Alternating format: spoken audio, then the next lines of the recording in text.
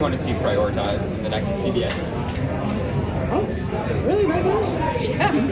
Oh gosh.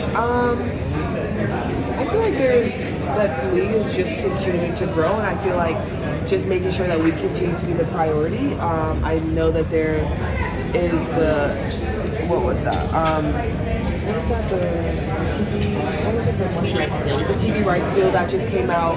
I think just continue to find ways, and honestly, that makes us money, and that has to be the priority because we are night in, night out, working our butts off, going overseas to get money. Like that just has to be the priority. But I also know that everyone is working towards what's going to be in the new CBA, and so I'm excited. There's obviously going to be a new team next year and Toronto the year after. But from a player perspective, knowing that means an expansion draft is coming, I guess you'll probably get protected by Indiana. It's a safe bet, but what is that like knowing that some of your teammates, you don't know like how they might get moved? And yeah, I mean, it's definitely something that you have to prepare for because you never know how it's going to go. But at the same time, like, this is great for our league. This expansion, this is exactly what we needed. It gives more people an opportunity to be in this league, stay in this league. And I think what's important is knowing that there's a plan for each and every one of us. And I feel like just continuing to trust God's steps in everyone's lives is going to be important. And we just have to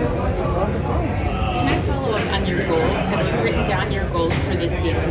Yes. And if so, was being an All-Star on there? Yes. And what work has it taken to get into this? You're coming off a career high in your last game. Yeah, I feel like it's taken a lot of mental strength over anything because I feel like to start this season, honestly, Holly, like I was not in a good spot. I felt like I was still trying to, honestly, it's like I'm starting over. Like I'm trying to figure out my feelings with everything again. And so I feel like there's just so much talking behind the noise, and that was a big reason I got off social media to make sure that I'm doing what I need to do. And I feel like since then, like I've just been able to focus on me, continue to work hard, and being an All-Star was definitely one of them because I feel like being an All-Star as a rookie is really impressive, but it's always hard to come back and do it again. And so for me, I wanted to make sure that I was able to be on that list. You said the start of the season was hard, but what is going well now? What are you proud of that you have found right now? Yeah, consistency. I think that's the best thing, really. It's because I've just continued to make sure that I'm being consistent for my team, making sure I'm finishing my shots, finishing around the rim, making sure I'm running the floor. Doing all little things because at the end of the day, like, we have a great team, we have a great squad, and so to make sure that I'm doing everything I can is going to be important for the team. Can you share any other goals that are written down, that you wrote down? Playoffs is definitely one of them. It's been a while since we've been back, and I feel like last year we were on the cusp of it, and so for this year, definitely making the playoffs. Thank you. Of course. Aliyah, with all the hype surrounding Caitlin, just want to know how do you think she's handled it? How do you think she's kind of lived up to all the hype? It's a massive weight to carry. Yeah, I mean, I feel like if anyone thinks Caitlin did not live up to the hype, they are not watching. I mean, she's coming off a 19-assist game. Like, who does that? Literally no one, because she has the record, right? And so I think she's came in from the jump, and she's continued to be her. I think, for me, especially, obviously, we've never played together, and so we just continue to build that chemistry. Has been great, but honestly, I think she's lived up to hype. I think you see it where the crowds follow her every single place, and she's just been handling it really well. Aliyah, what's Cheryl Miller, the coach, like? Oh, she's great. She's great. She talked to us about just our mindset coming into this game and that she's going to be there, but she also wants us to communicate everything we're seeing on the court so that she knows what she should do. Have you three talked with her at all about, like, hey, let us all be on the court for a couple minutes or something like that? No, because she's the coach. I let her rock out. But I think she knows that, too. Us just having 3 players on this squad is really special. And so if we get the opportunity, obviously we're going to take advantage of it. If not, we're just going to be ready for when our name is called. Aliyah, who would be your dream opponent in a game of horse? My dream opponent? Ooh, I'm trying to win, right? No. So He's guaranteed 5 letters. oh, that's actually crazy. That's actually a crazy thing to Who would pick. the vibe playing horse? You know what? I think I would beat Caitlin for sure. Okay. Yep, I'll show her my range. So let me ask you this then. What would be your go-to trick shot in that game to guarantee Caitlin a letter? Yep, between the leg, off the backboard, slam dunk.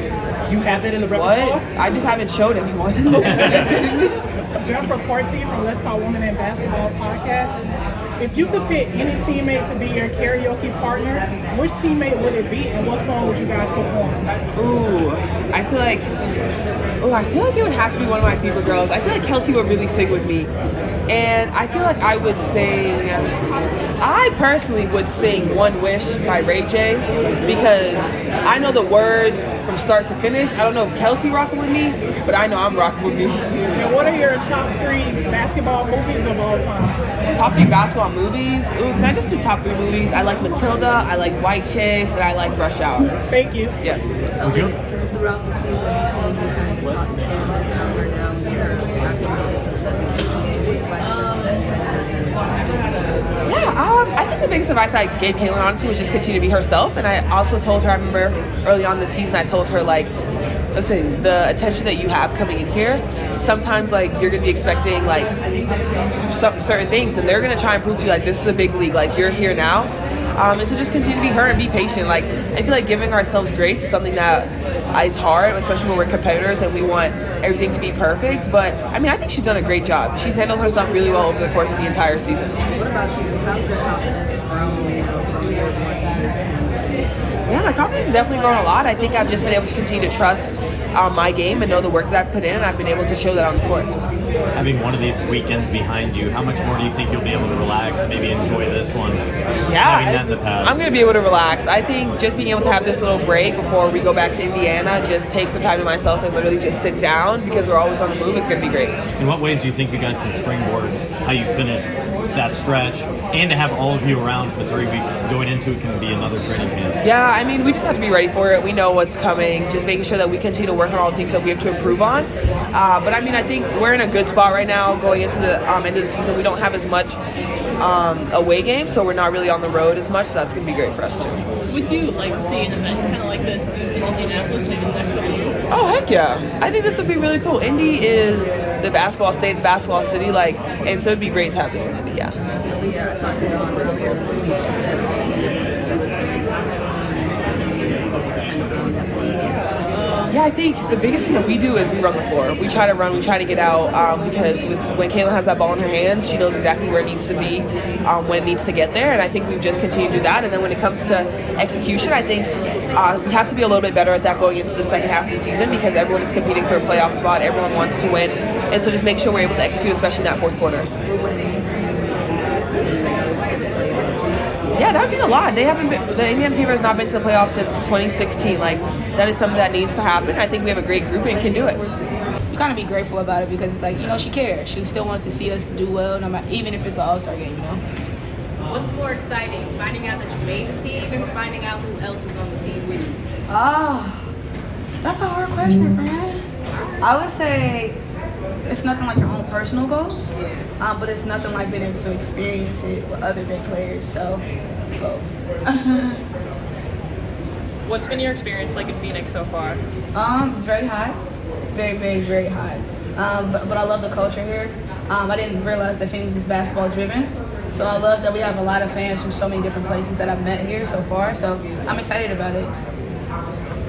Kelsey, we talk about All-Star games sometimes not being as competitive, but this one has a lot of excuses for it to be a very competitive. So what are you expecting? I'm expecting to be very competitive. I know that USA has a lot to go and play for across the water, and I think for us, I would like to think that we're going to do our best to prepare them to go and win gold on behalf of our country. So for us, it is going to be kind of competitive because they have to go and, you know, they got to go handle business. And I think that we could do a good job of making sure that, you know, for the most part, they're prepared. Would you like to see this event in Indy? Yeah, for sure. Yeah. I think it'll be, we've already done it with the guys. And I think the weather change will be different. So I think it'll be good for us. Yeah. And what's it like for you to share this experience with Caitlin?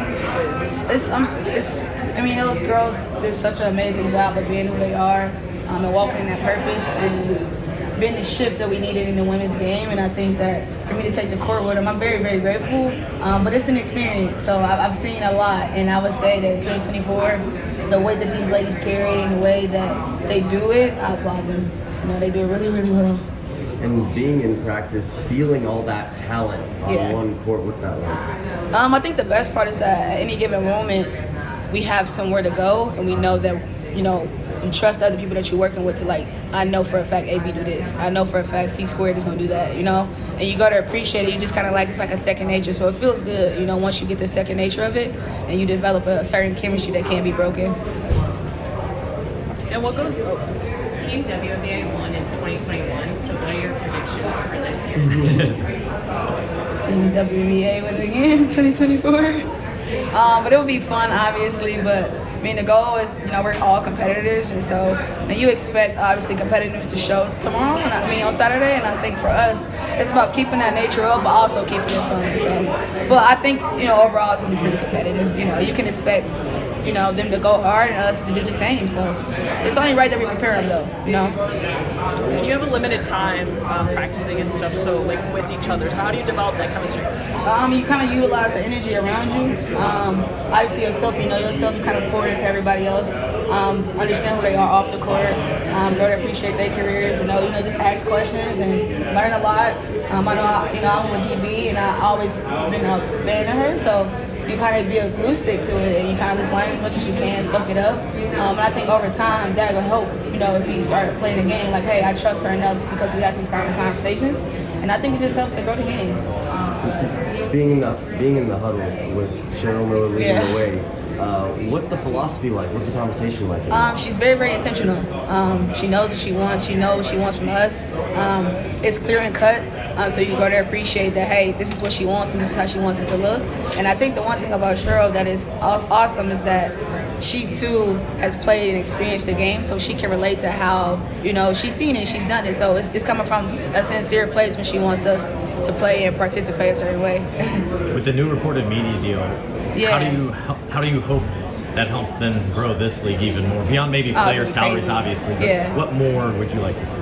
So the different platforms that we now have with this deal, it's going to be amazing. I think we're going to tap into other cultures, other ethnicities, etc. And I think it'll be good for us. I think it'll be one of those things where you're gonna watch the game and then you can go watch the news. That's how you want it to be, and you want to see that every night for every team, not just you got to go to the league pass to watch games. You want everybody to be on those top channels. So how do you contextualize kind of when you came into the league, the interest level to where it is today? I kid you not, I swear it's a shift the era for me, because I can remember having to drive all the way to New York and with a G League play, I had to play in New York. So it was a time we didn't even have a locker room, and separately from a weight room, we all had one. So to see the changes that were being made, I'm very, very grateful, because I can remember where I started at and where it's at now. So it's a lot of pavement that has been laid down. So I'm excited. Kelsey, favorite sneakers on and off the court? Favorite sneakers on the court? D-Book, I'm in chokehold right now. Phoenix. Shout out to Phoenix. But off the court, I would say Romero. Okay, cool. And if and when Kaylin gets her own shoe, do we expect you to be wearing it? For sure. Anything for C-Squared. Okay. She better give me all the colors I want, though. Has she given you any hints as to what it might be like? Anything? No, not at all. But I'm sure that when it comes out, she's going to make sure that, we kind of get an experience of it. That's just the kind of person she is. So I can expect, once she establishes what she wants to do and how it goes, we'll be the first people to see it, I hope. Thank you. Of course. Kelsey, do you have any plans for your time off during the Olympics? Vacation. I'm taking as much vacation as I can get. The season was pretty fast to start, so I think we all can use a reset button of some sort, but definitely catch some sun and kind of just reset, as they call it. Who's your Olympics GOAT? My Olympics GOAT? Oh, man. Can I go all the way back? Because that group back in my time when I was a kid was amazing. So your Cheryl Swoops, your Tina Thompson, that group was amazing. But obviously I love Bada Tarasi. I love everything she's done. When I first came to the league, that's who the quote-unquote GOAT was, and she's held that standard. So DT being able to play at this level right now, she has it. My respect to her, sincerely. How can you evaluate how the league has adjusted to Caitlin and how she's adjusted back? I think Caitlin has adjusted pretty fine. I was just telling these guys she's professional. She's been doing this a while. You can see her kind of getting adjusted to how people are. But I think for the league, she's bringing everybody here, so I'm excited about it. Did you think that they put her through her paces early and developed some respect? Yeah, for sure. And I think it's supposed to go like that. You got to earn your way. Hey Kelsey, can you just tell me what you think Aliyah Boston has grown from her rookie year to now? Seven has done a lot of amazing things off the floor, but I think on the court she's established her confidence as far as being quote unquote undersized post. She's not BG, but she holds her own. Her footwork is amazing. And I think she can shoot the ball a lot more for us. I think that 3 you're gonna see it a lot more. She got soft touch on the rim. And then, can you just tell me about Boston's play on the court this season? How she's helped Indiana compete for the playoff spot? She's very, very high in IQ. AB does a really good job of playing in space. She's an agile big, which means she can move laterally a lot better than other bigs that you typically see. And I think the special thing about AB is that she wants everybody else to be great. So she's established that role as a leader to like allow her role to be what it's gonna be, but everybody else can get too. Did you 3-pitch Cheryl for all 3 of you to be on the court at some time during tonight or tomorrow's game? You know, we can always go to it, but I'm pretty sure Cheryl knows how it's going to go. But it would be an honor to kind of like play together for a couple minutes with those ladies.